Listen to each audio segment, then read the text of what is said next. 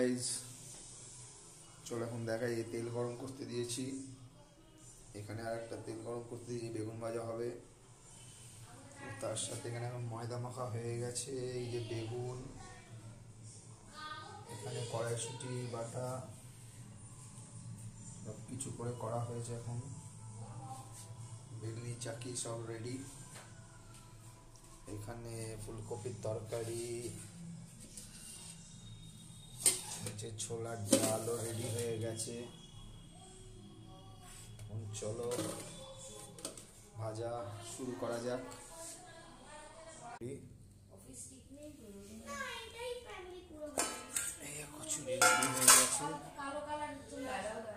সবাই চলে আয়,